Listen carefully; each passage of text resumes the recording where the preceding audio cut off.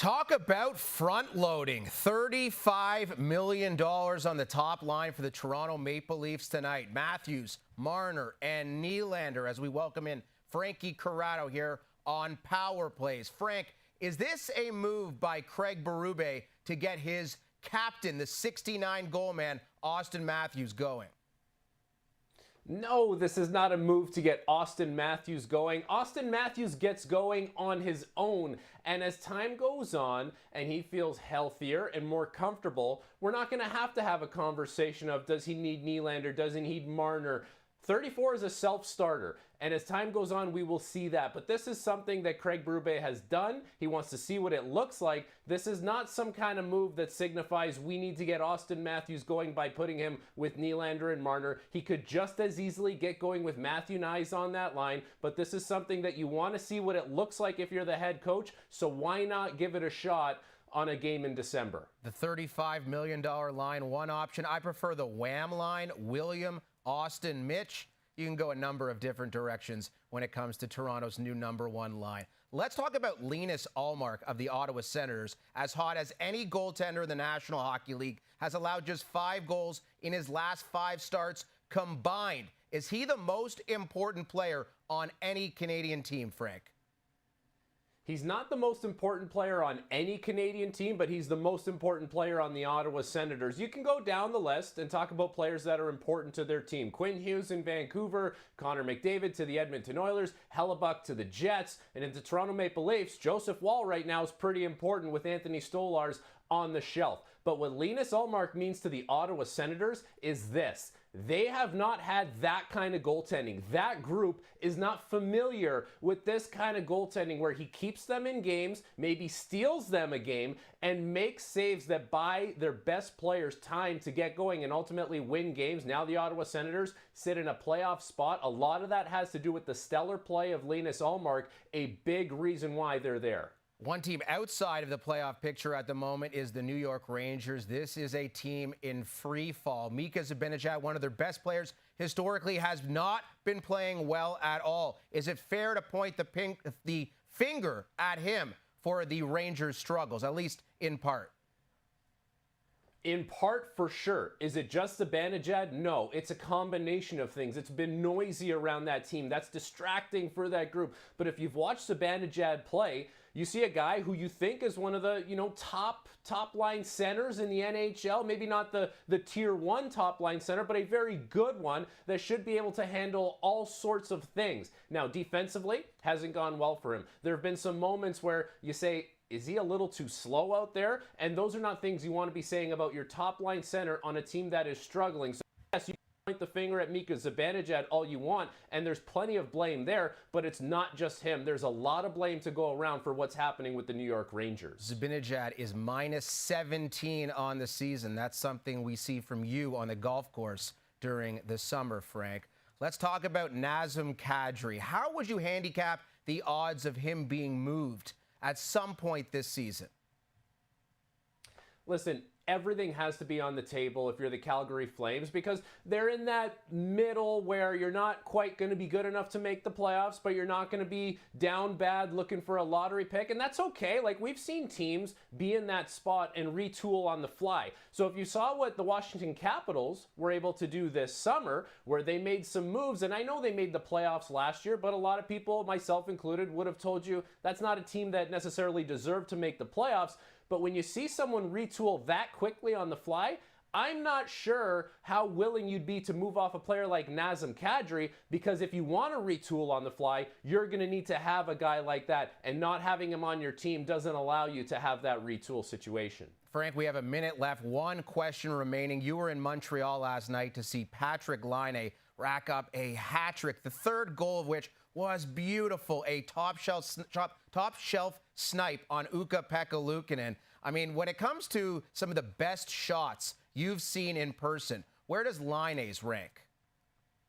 Very high up there. Like, and you talk about hardest shots, Shea Weber's shot just had a different sound, a different feel to it. You prayed that it didn't hit you. Not that I was ever on the ice with Shea Weber. Same with Alex Ovechkin. Generally, when you're on the bench or in the press box, you avoid those kinds of things. But watching Patrik Laine's shot right now compared to his peers, everyone else who's shooting the puck in a game that he is playing in, it looks very different. There's so much velocity on it. Last night, NHL Edge tracked his one-timer at just under 90 miles per hour, but it's how accurate it is, how hard it is, and he's beating goaltenders clean. It's pretty awesome to watch Patrik Laine shoot the puck. It's been a really tough start to the season for Montreal, but with Laine in the lineup, this team is fun to watch. He is must-see TV every single time he's on the ice. Thank you, Frank, for this. This has been Power Plays. Leafs facing center crisis amid injuries, eyeing trade market for solutions. As the Toronto Maple Leafs battle through a growing injury list and a suspension, their lack of depth at the center position has become a glaring issue. According to Sportsnet's Elliotte Friedman in his latest 32 Thoughts article, the Leafs are among the teams exploring trade options to bolster their lineup. This effort is coming amid increasing competition from teams like the Chicago Blackhawks and Nashville Predators, who have also set their sights on improving their center depth. Friedman didn't mince words about the Leafs' predicament. The teams currently focusing on centers, including Chicago and Nashville, must consider when others will enter the market. Toronto will undoubtedly be one of those teams, he wrote.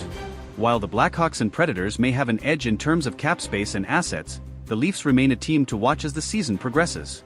The Leafs situation is urgent, with up to 7 forwards currently unavailable due to injury or suspension. Ryan Reeves is serving a 5-game suspension, while key players like Auston Matthews, upper body, Matthew Knies, upper body, Kaje Jarnkrok, groin/sports hernia, David Kampf, lower body, Max Domi, lower body, and Max Pacioretty, lower body, are all sidelined.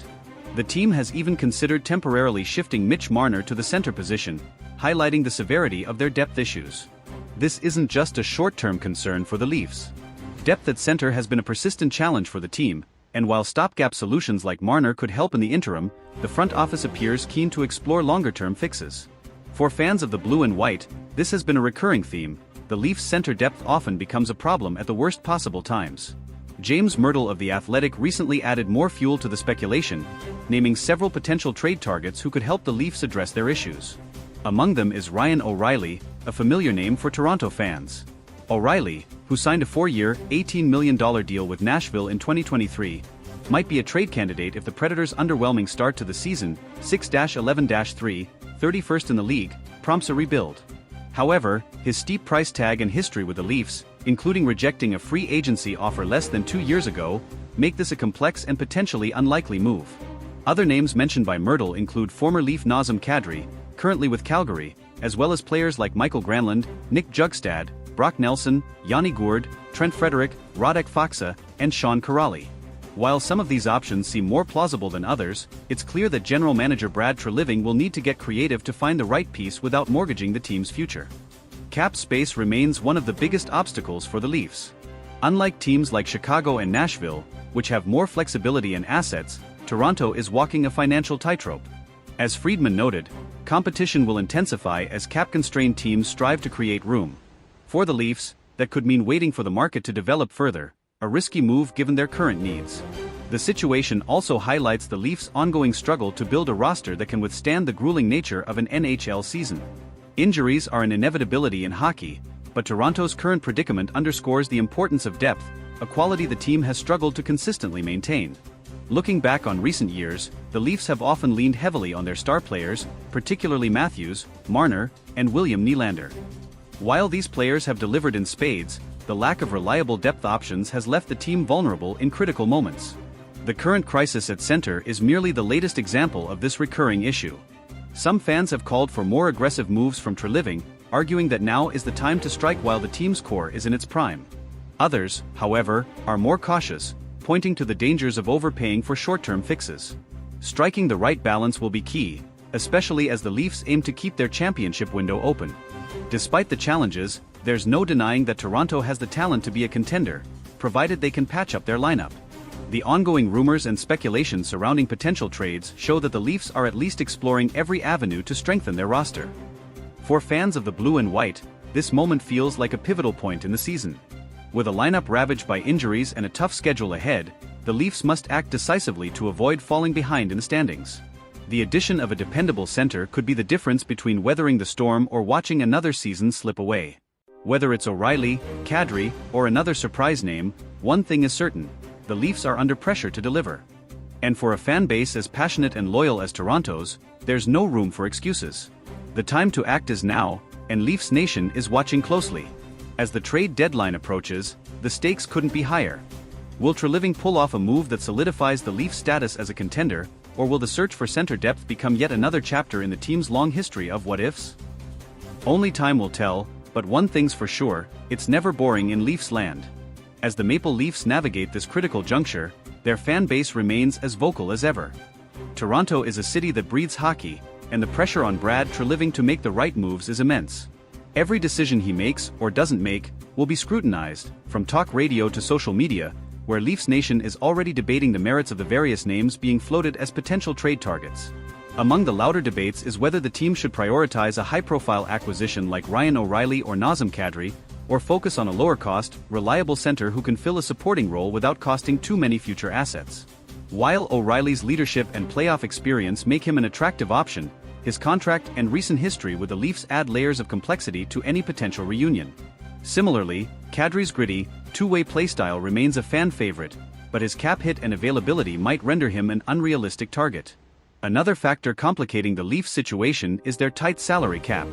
While Chicago and Nashville can make moves with relative ease due to their financial flexibility, Toronto must navigate a labyrinth of constraints to make any trade work. This likely means including salary retention or moving existing contracts to make room, which could drive up the cost of any potential deal.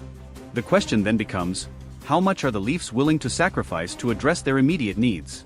One potential trade partner generating buzz is the Seattle Kraken. Yanni Gourde, a dependable two-way center, has been mentioned as a possible target. Gourde's versatility and championship pedigree from his time with Tampa Bay make him an appealing option. Seattle, however, is in playoff contention and may not be inclined to part with a key piece unless the Leafs can provide a substantial return. Another intriguing name is Brock Nelson of the New York Islanders. Nelson is a consistent scorer and reliable faceoff-man, qualities that would undoubtedly bolster Toronto's center depth. However, the Islanders are notoriously cautious when it comes to trades, and prying Nelson away would likely require a significant package, including picks or prospects that the Leafs may be hesitant to part with. For all the trade talk, some analysts believe the solution might come from within. Sheldon Keefe has shown a willingness to experiment with his lineup, and players like Pontus Holmberg or Fraser Minton could be given an opportunity to step up. While relying on less experienced players carries risks, it might be the Leafs' only option if the trade market proves too costly or slow to develop. Adding to the Leafs' urgency is the timing. The Atlantic Division remains one of the toughest in the league, with teams like Boston, Florida, and Tampa Bay continuing to dominate. Any prolonged slump could see Toronto slip further down the standings, putting their playoff hopes in jeopardy. For a team with Stanley Cup aspirations, failing to address their weaknesses could have catastrophic consequences.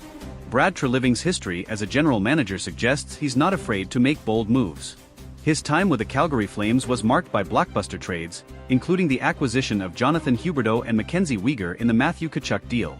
Leafs fans hope he brings that same decisiveness to Toronto, especially as the trade deadline looms. Beyond the immediate need for a center, this situation underscores a broader issue with the Leafs roster construction. Depth has been a perennial concern, and while Toronto boasts some of the league's top-end talent, their reliance on a handful of stars has left them vulnerable in moments like this. Moving forward, addressing this imbalance must be a priority for the front office if the team is to achieve sustained success. As the Leafs head into a critical stretch of the season, the next few weeks could define their trajectory.